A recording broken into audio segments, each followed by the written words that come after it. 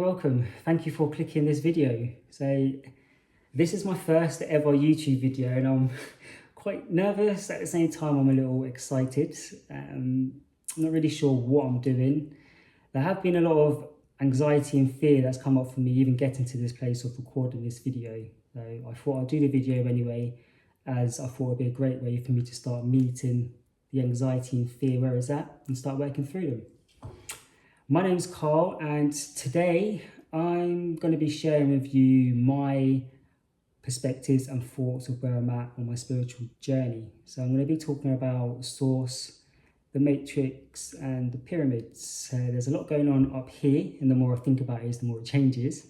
So I'm hoping to give you the best version today. There will be a couple of pictures. I'm no artist, so please don't expect anything great, but this is just more for a visual to help you follow along. So I was just in this place of just really like deeply questioning everything, and I was in this place for, I'd say, a good few weeks, and it was just like, well, what is any of this? Why does it exist? What is existence? Where does anything even come from? Like, what is the purpose of anything? Why elements and oxygen and nitrogen, hydrogen, trees and birds and us and air and the earth and anything that we know of in the universe in terms of planets and space and electrons and eons and ions. I was just questioning everything, fractals of light, and it was like, well, why? It doesn't make any sense if this source, this all-knowing source, wants to experience itself, what could it possibly want to experience more than what it already knows, kind of thing. And yeah, that's kind of just where I'm at, and I was in this place, and then within that came this image or this vision where it was just like this band or this energetic kind of field that was Source, and then there was me. So then there was this kind of back and forth, up and down, Source, me, and it was like, well, what is that? Is that the reincarnation? Source, and we come back down, we go to Source, we come back down, we view our timeline, what we've done. Sorry, there's a fly there. What we've done, what we didn't do so great in terms of our karma, what lessons our soul wanted to learn in this incarnation, and yeah, and then just that whole reincarnation process, and then that kind of gave birth to something else, to what if there's, like, you know, Source, is there anything beyond Source? Like, can we get to Source and then go somewhere else? Is that the last level of this matrix? Like, I was just going deep into it, and yeah, and I just got to this place where I was like, well, what if Source is the source or the generator of the matrix, and what if the pyramids are that generator? So yeah, the pyramids, the great mysteries of the pyramids, these ancient mega structures that were built, what they're saying, over 30,000 years ago. There's been some recent discoveries, which is quite exciting. I still do believe there's a hell of a lot more to discover, to learn and to understand about this ancient history. So yeah, that just got me thinking, what if it has more to do with Source in the Matrix? I do believe that they were once used as a source of renewable energy. Some people are saying there might even be portals, which I do think that potentially portals exist within them. There's a lot of sacred geometry just within the structures themselves. I also believe there's a lot more under there to discover. That's just what I believe.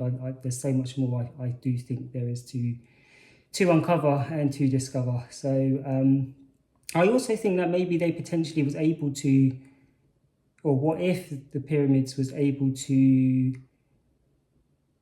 not harness but absorb energy that was being created from volcanic activity and earthquakes, and use that as a way to channel the energy up through the apex of the pyramid. Or what if 5D actually is overlapping us in the 3D, still in the context of as above, so below, which would then give us something like this. So as above, so below, but they're overlapping.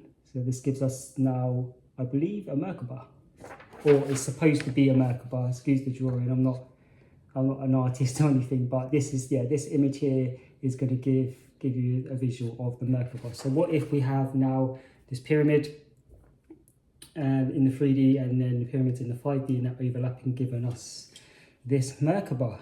The pyramids have a lot of sacred geometry within them, and I just thought that what if this spinning motion with the sacred geometry actually gives birth to this Merkaba or double Merkaba, and this is how we get in these dimensions with all these sacred geometries mapped inside the pyramids. Could this be where we're getting these dimensions from?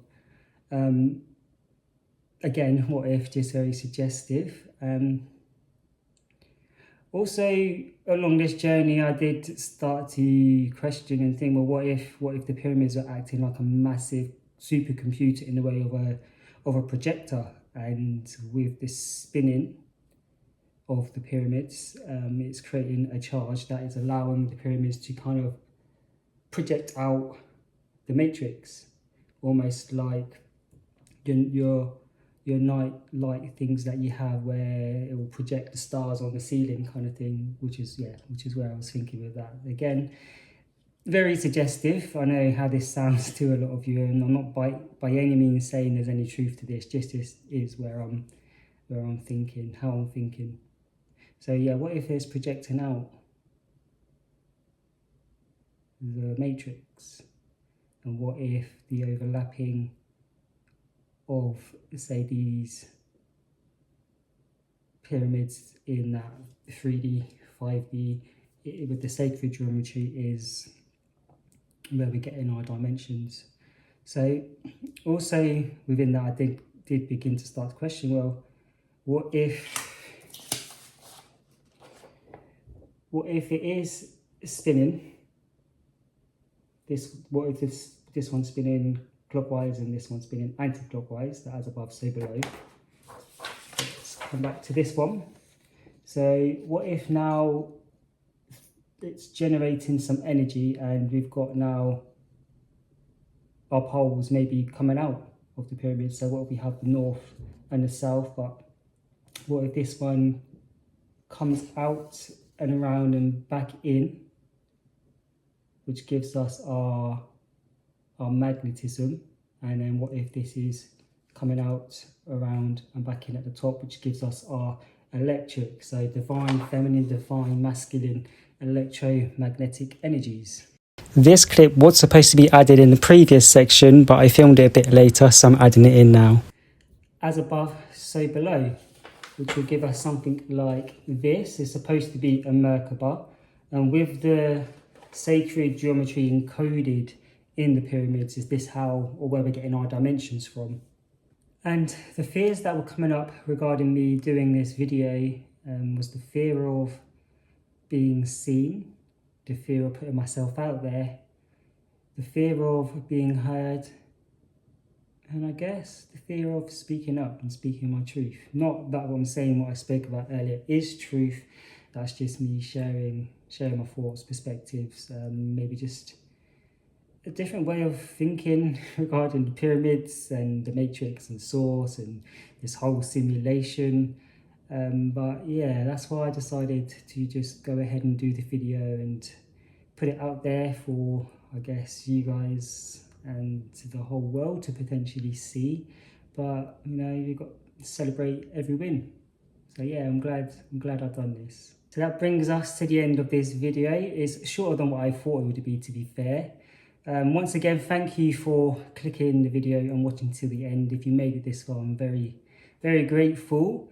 I've done my best to kind of say what I wanted to say and explain it in the best way I could. So I hope you were able to follow along and just get an idea of where I was coming from and where my thoughts are with that.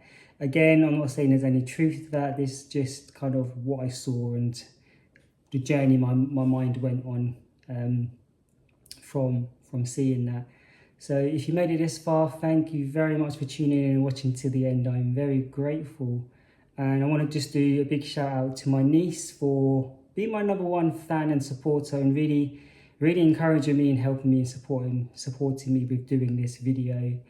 She's been amazing. She's encouraged me. She came to help find the right place to set up and lighting and everything like that. And she's also going to help me edit this video, as I'm really new to it, but she's agreed to help me, and it's something she loves doing as well. So thank you to my niece, and feel free to subscribe and hit the like just to help the algorithms, and I would really appreciate that. And I look forward to reading some of your comments. So thank you very much again.